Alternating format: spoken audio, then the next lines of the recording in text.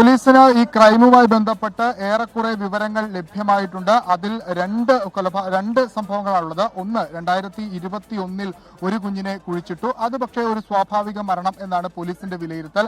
ആ കുഞ്ഞിനെ അനീഷ വീട്ടിൽ വെച്ച് പ്രസവിക്കുന്നു. അവിടെ വെച്ച് തന്നെ ആ കുഞ്ഞിനെ ഈ ബവിന്റെ നിർദ്ദേശപ്രകാരം വീടിന് തൊട്ടടുത്തുള്ള സ്ഥലത്ത് കുഴിച്ചിടുന്നു.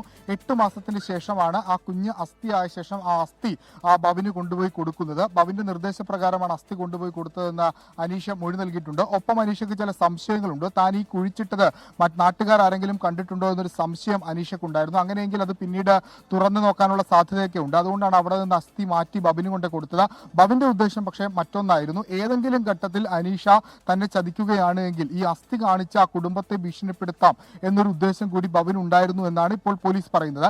രണ്ടാമത്തെ വിഷയത്തിലേക്ക് വന്നാൽ, രണ്ടാമത്തെ കുഞ്ഞിന്റെ മരണം നടക്കുന്നത് 2024 അന്ന് ഈ കുഞ്ഞ് ജനിച്ച ഘട്ടത്തിൽ കുഞ്ഞ് കരഞ്ഞപ്പോൾ അനീഷ കുഞ്ഞിന്റെ വായ മൂടിപ്പിടിച്ചു. അങ്ങനെ ആ കുഞ്ഞിന് മരണം സംഭവിച്ചു എന്നാണ് ഇപ്പോൾ പോലീസിന് ലഭിക്കുന്ന വിവരം. അനീഷയുടെ മൊഴിയടക്കമാണ് ആ വിവരത്തിലേക്ക് പോലീസിനെ എത്തിച്ചത്. അതായത് രണ്ടാമത്തെ സംഭവം ഒരു കൊലപാതകമായി പോലീസ് കരുതുന്നു. അതുമായി ബന്ധപ്പെട്ടുള്ള അത്തരം വകുപ്പുകളാണ് അതിൽ ചുമത്തിയിരിക്കുന്നത്. രണ്ടാമത്തെ കുഞ്ഞിൻ്റേത് കൊലപാതകമെന്ന് പറയുന്നുണ്ട്. അതിനുശേഷം ആ കുഞ്ഞിനെ ഈ ബവിന് കൈമാറുകയായിരുന്നു. ബവിനാണ് പിന്നീട് വീടിനടുത്തുള്ള സ്ഥലത്ത് ആ കുഞ്ഞിനെ കുഴിച്ചിട്ടത്. 2020 മുതലാണ് ഇവർ തമ്മിലുള്ള ബന്ധം ആരംഭിക്കുന്നത്. ഫേസ്ബുക്ക് വഴിയാണ് ബന്ധം. ഏകദേശം 4-5 വർഷമായി ഇപ്പോഴും ആ ബന്ധം തുടരുന്നുണ്ട്. 2021 ആദ്യ കുഞ്ഞുണ്ടാവുകയും ആ കുഞ്ഞ് തൽക്ഷണം മരിക്കുകയും ഒക്കെ ചെയ്തത്. ഇപ്പോൾ ചാലക്കുടി ഡിവൈഎസ്പി വിജയകുമാറിന്റെ നേതൃത്വത്തിലുള്ള പ്രത്യേക സംഘം അന്വേഷണം ആരംഭിച്ചിട്ടുണ്ട്. ഇതിൽ ചില കടമ്പകളൊക്കെ പോലീസിനെ സംബന്ധിച്ചിടത്തോളം ഉണ്ട്. പ്രത്യേകിച്ച് 2021 നടന്ന ഒരു മരണമാണ് ആദ്യത്തെ കുഞ്ഞിൻ്റേത്.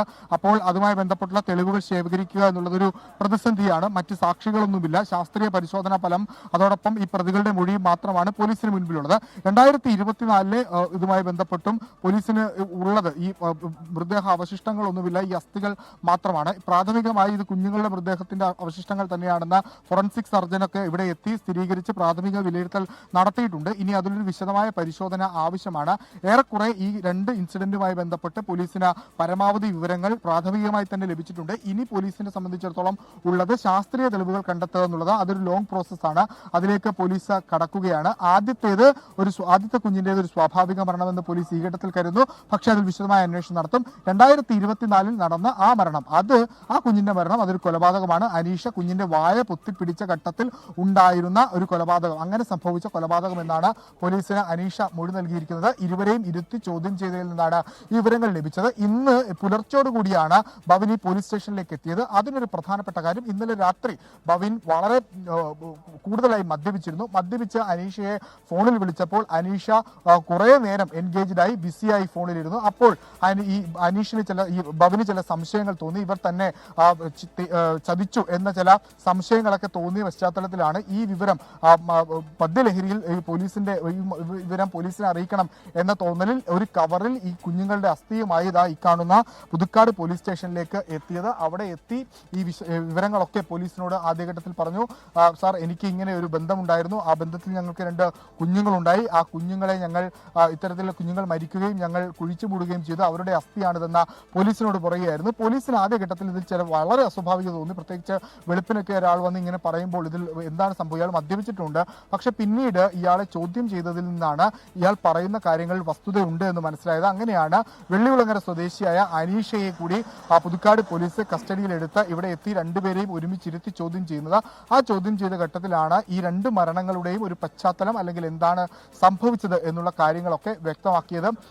കൊലപാതകം അടക്കമുള്ള വകുപ്പുകൾ ചുമത്തിയിട്ടുണ്ട്. മൃതദേഹത്തോട് അനാദരവടക്കമുള്ള വകുപ്പുകൾ ചുമത്തിയിട്ടുണ്ട്. ഈ കേസിന്റെ ഏറെക്കുറെയുള്ള വിവരങ്ങളൊക്കെ പുറത്തു വന്ന് ഇനി വരാനുള്ളത് മറ്റാരുടെയെങ്കിലും സഹായം ഇവർക്ക് ലഭിച്ചിട്ടുണ്ടോ എന്നാണ്. മൂന്നാമതൊരാളുടെ സഹായം, ഈ അസ്ഥി സൂക്ഷിക്കുന്നതിനോ അല്ലെങ്കിൽ ആരെങ്കിലും ഇവർ ഇക്കാര്യങ്ങൾ പറഞ്ഞിട്ടുണ്ടായിരുന്നു. ഇവർക്ക് ബന്ധുക്കൾക്കൊക്കെ ഇവരുടെ ബന്ധം അറിയാമായിരുന്നു. പക്ഷേ ഇത്തരം സംഭവങ്ങളെ കുറിച്ചൊന്നും ബന്ധുക്കൾക്ക് അറിയില്ല. പക്ഷേ ഈ അസ്ഥി ആരെങ്കിലും സൂക്ഷിക്കുന്നതുമായി ബന്ധപ്പെട്ടുള്ള വിവരങ്ങളൊക്കെ ആരോടെങ്കിലും പറഞ്ഞിട്ടുണ്ടോ, ഏതെങ്കിലും പുറത്തുനിന്നുള്ളൊരു സഹായം ലഭിച്ചിട്ടുണ്ടോ എന്നുള്ളത് കേന്ദ്രീകരിച്ചും അതോടൊപ്പം ശാസ്ത്രീയ തെളിവുകൾ കേന്ദ്രീകരിച്ചുമുള്ള അന്വേഷണമാണ് ഇനി മുന്നോട്ട് പോകുക. ചാലക്കുടി ഡിവൈഎസ്പി വിജയകുമാറിന്റെ നേതൃത്വത്തിലുള്ള പ്രത്യേക സംഘം. അല്ല വിഷ്ണു, ഇവർ ഒരു ഘട്ടത്തിലും ഒരു വൈദ്യസഹായം തേടുകയോ ഒരു ഡോക്ടറുടെ സഹായം തേടുകയോ ഒരു ആശുപത്രിയുടെ സഹായം തേടുകയോ അങ്ങനെയൊന്നും ഈ 2 സന്ദർഭങ്ങളിലും ഉണ്ടായിട്ടില്ല എന്നാണോ നമ്മൾ കരുതേണ്ടത്?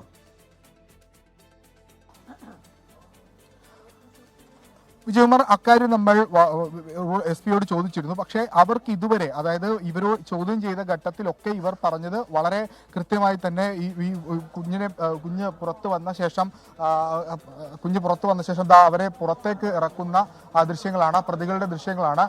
ബവിൻ ആണ് ഈ ദൃശ്യങ്ങളിൽ കാണുന്ന ആളാണ് ബവിൻ. ഇയാളാണ് ഈ കേസിലെ ഒരു പ്രതി. മറ്റ് ഒരാൾ അനീഷയാണ്. അനീഷ അകത്താണുള്ളത്. ഇയാളുടെ നിർദ്ദേശപ്രകാരമാണ് ഈ അനീഷ എന്ന് പറയുന്ന യുവതി അസ്ഥി കൊണ്ടുപോയി ഇയാൾക്ക് നൽകിയത്. ഇയാൾക്ക് പല ഉദ്ദേശങ്ങൾ ഉണ്ടായിരുന്നു. ആ ഉദ്ദേശങ്ങളൊക്കെ നമ്മൾ നേരത്തെ വിശദീകരിച്ചതാണ്.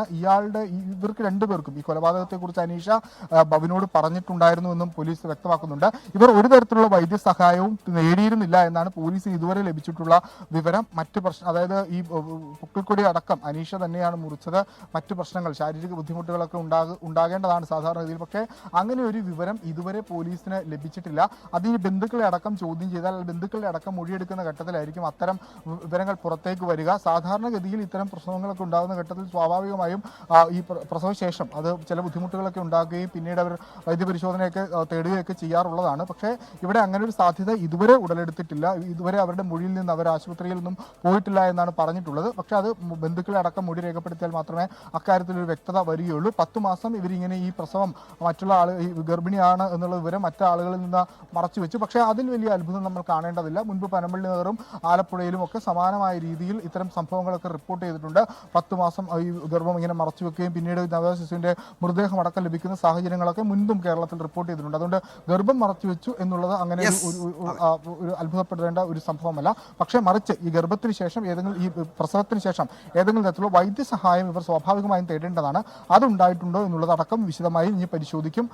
വിജയകുമാർ.